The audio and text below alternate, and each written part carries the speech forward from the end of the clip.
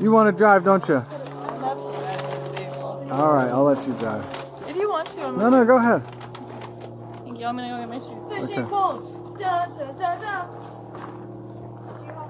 Poles, cooler, kids, wife, Go down. coffee. Not in my hand. Ready to go. Week 2 of plastic-free challenge. Which is really not week 2. It's sort of an amalgamation of week 2, 3, and some of 4. Because we went on a trip. We went on a trip to visit my family, Come on. and it Come just, on, boy. I guess because we're new, or I don't know, but it felt very challenging to try to figure it out out of our home turf. So Right, because we were grocery shopping for everybody, not just for our family at certain points. And we were just out of our element. And I think like I was already feeling kind of destabilized and needing to take care of the kids and not in my own setting, and then trying to add on this like brand new attempt to be plastic free on top of all of those other sort of travel stresses. I just couldn't. So we stopped. a little bit of this is like a learning. So each time we do one of these challenges, and if I come up with a challenge, it's a great challenge. And if anybody else comes up with a challenge, I can be a real pill about it for some reason. But if it's my idea, it's a great idea. It's kind of like we keep stacking like our morals and ideals and testing products and things against it and seeing what sticks. And it's frustrating when you find something that's like checking almost all the boxes except for plastic free. And that being said, there might be some items that we end up at the end of this, I don't even know how long this challenge is going to go for now. Forever. Forever. I think. But that we, for a little while, just give an allowance to a product that we feel like is benefiting us more than it's negatively affecting us. And, you know, if all of the plastic that we are creating and generating as a household is almost completely gone except for 1 or 2 products, like maybe that's okay. So we've been imperfect, and we realized a weekend, like, you know, we're not being plastic free. There's still plastic coming. Like, oh, I ordered this play suit for Clara. It's 100% organic cotton. It's fair trade. It came wrapped in a bioplastic film when it was shipped to us. Can I talk to you about something? Yeah. What did you want to say? I wanted to talk to you about these things. It's a real dirt bag, apparently. What this idea is it's made out of plants, and it can compost. And this one says it's home compostable. But I wanted to talk about the compostable plastic trend, because this might be different. This might be different. This might be different. But those cups that you get, like at Whole Foods or Erewhon, that say like compostable plastic, most of these biodegradable plastics that have been made need an industrial type composting system in order to break it down effectively. And so most of the time they get thrown in the trash, right? People are like, okay, it'll just biodegrade in the landfill, but there's no oxygen in the landfills, so it can't really break down. And so they end up just being trash anyways. And really, to me, all of that, it's like, well, maybe eventually it would break down and it wouldn't be like thousands of years like a regular plastic cup.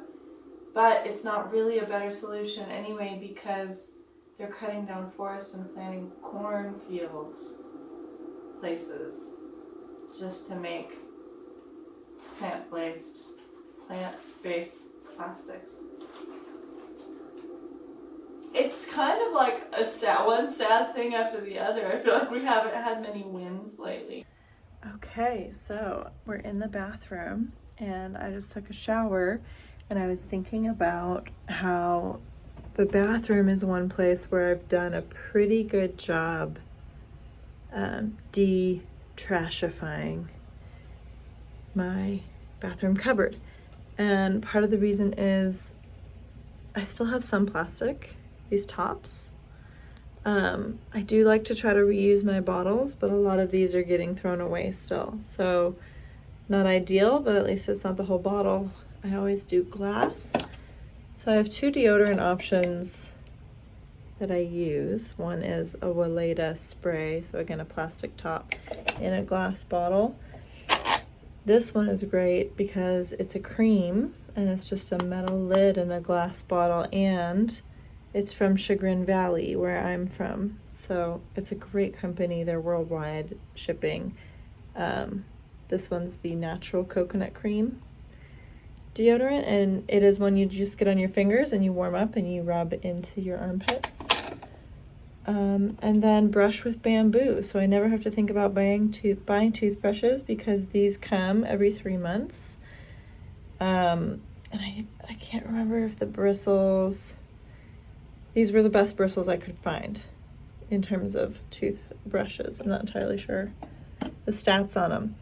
And then these little cotton rounds, I still have some throwaway cotton rounds that I'm like working through slowly, but I've bought these little ones that are just washable. I throw them in my laundry bin and then I reuse them. And I'm not just throwing stuff away every night. Oh, the shampoo. Let me show you. Shampoo comes in this little, you can get them in these little cute bamboo shower containers. And it's a little wet because I just used it, but it's a bar and it lathers so well. There's a lot of different companies that have the bars. It took a little shopping around to find the one that was right for my family. Me and my family has conditioner bars too. Condition really well. I chose not to use it this time because I don't always need it because the shampoo bar doesn't strip the natural oils.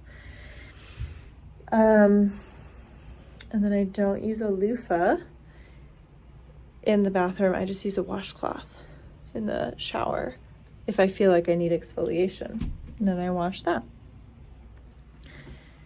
So it's not perfect. Oh, and the last thing is there's different companies. This one's Who Gives a Crap, but toilet paper that is wrapped in paper, not plastic. That is the bathroom for now. Not perfect, but getting better and producing much, much less waste. Oh, let me talk about this. See how I cleaned it? Because 9% of all plastic that we're trying to recycle right now is getting recycled. 9% is actually getting recycled. So that means what? 81% Good math, honey. of plastic that is being put in the recycling bin is not getting recycled. And so you have to rinse things out. It has to be clean and dry because you don't want it to contaminate the paper. Because paper is one of the easiest things to recycle, but you can't recycle it if it has food or oil on it. And so you really want it to be clean and dry before you put it in the bin. And also like separate. So like these are two different types of plastics. Actually, this one's not recyclable. So it doesn't have the number 5. Wow. Or the little arrow thing. So this is trash. Wow.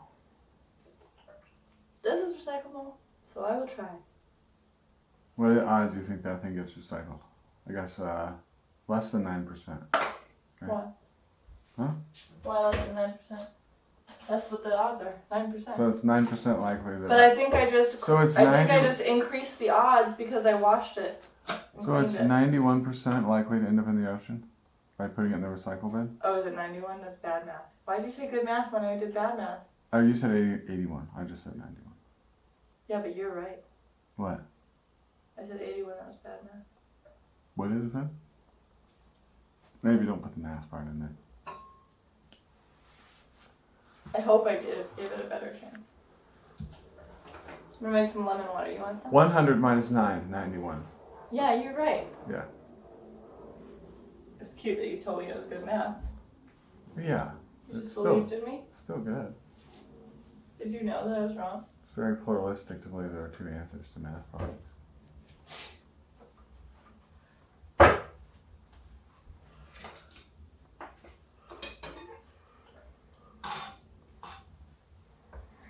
Okay, is there anything else that we wanted to say? I love that you told everybody that you were a little perturbed about it. But have you enjoyed the process at any point? I love it, yeah, and it's something I've wanted to do my whole life. It's just because of how I grew up in a way that felt more harmonious with nature than, living in a city feels. And so I think that, plus it causes you to do things that I think are good for you, like hunting, fishing, gardening. In theory, if you could do those things well, and cooking and preserving and pickling and fermenting, and you're like doing all these creative acts that are also putting you in fresh air and getting good gut biome and clearing your mind, and doing in community, because some of these things you need help, so you have to function with other people. So then your life becomes a creative act that is supporting everyone else. I guess convenience, like our move towards convenience as the axis mundi of our lives, is like a problem, because it's not really the effort of doing things like catching a fish. It's incredible, like the whole part about it. But I mean, we spent how long? We Hours. No fish. We didn't catch any fish because I'm not really a fisherman. Except she caught a fish with her bare hands. So we didn't. It swam into the shallow grasses. It Still made it easier for me. But I don't know. Processing food that you grow or catch or harvest in some way is like a creative act. It's like tactile. There's a start and there's a middle and there's an end. I was telling you this the other day when I was looking at the ExxonMobil Instagram page. Yeah, what'd you find there? It's just hundreds and hundreds of comments of people very angry. You went through hundreds of comments? No, I didn't go through hundreds of comments, but every single comment I did see. How many did you see about? Probably 20 or 30. Really? Wow. And Close, almost 100. And everyone that I saw was like, die! To you? You're ruining the world! No, to ExxonMobil. ExxonMobil. Yeah, that's not a good idea to have an Instagram, I don't think, if you're doing that. And I get why people are so mad, because it's like, what are you doing? But the thing is, like, those people that are commenting that, and me, who's so angry at Exxon, it's Wait, like... you made a comment? No, I didn't make a comment. But I'm angry at the state of things. The pollution. Yeah, No. pollution. Sad.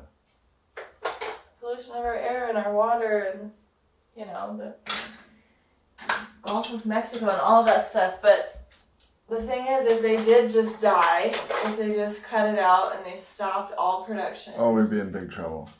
Right? Like, one of the Oh, things yeah. on their Instagram post is like, we're advancing our polymer technology, and it's like this like plastic goo that they're showing, like, to make things like in your everyday life even better, like IV bags. And like, bless their heart, they're trying so hard to make themselves seem like they're a real good company because they make IV bags. But the thing is, like, if you need an IV bag, you're going to be grateful that ExxonMobil made that IV bag. Well, maybe you're not going to realize that, but At least the plastic beads for that, whoever makes that. whoever made that. Yeah. Or like a heart valve or whatever. So, like, we're in a real predicament right now. Predicament? I just said real predicament. We're in a real predicament. Oh, that sauce is so good. It's bitchin'. Gotta make our own bitchin' sauce. It's made out of almonds. Oh, it's so good. And every step counts, and really what this is about is building awareness of the habits that are creating trash that are easily replaceable. Like, what could you do differently, and isn't it worth it? Because, like, what do you have to lose in replacing it versus what do you have to lose if we keep trashing our planet? It becomes an easier choice, at least to try, right? When you think of it that way. I want this video to be more lighthearted. Really? Tell a joke. You're on the spot right now. How does it feel? Why did the tomato turn red? I know the answer to this. Why? Because he saw the salad dressing. Oh. That's not climate change related. But not everything has to be climate change related. Anyways, this is a wrap up because our camera died out there. And this is a different day. But really, this is no longer like a plastic free challenge for 3 weeks. This is like a choice of a new lifestyle, wouldn't you say, Brian? Yeah, trying to do our best. So we're just gonna do our best to keep getting just red. moving from quality or from convenience to quality, really. I think I'm thinking about quality as it impacts our convenience, Yeah. the family, and the future. I mean, we were so hungry the other day when we were out. And it's like, those are the moments when I'm like, I just want to get to-go food. Yeah, so wait a minute. So people can't eat out if they're wanting to try to be waste-free? No, you can't. You cannot eat. You cannot get takeout. I'm sorry. You could call ahead. You could call ahead and you could say, could I place an order? Chipotle. And then can I bring my own containers? You could do that. You could say, could you plate it up and I'll come in the restaurant and can we transfer it from the plate to my containers? It sounds funny that this is a weird thing to do, but there was a time when the idea of having a restaurant give you food To walk away with. in their, containers was probably strange. There was a time when this world we live in right now, we've all been very weird. And the thing is, we've got to change. We made it through the dark ages. Have we? That's a good question. Is it over yet? I don't know. Anyway. Ciao. You can't untie the stick. No, it's too tight. Darling. Which one? I've The read. purple one was me, right? Okay. Hey, you. Alright, so I'm gonna head off in a call, and when I come back, it's nice to see this cooler. We don't. Yeah, we're not gonna read for sure, okay? What? I'm hoping it will reach for them. Maybe we should get it ready right now before we drop our lines on. The cooler? Yes. Because I'm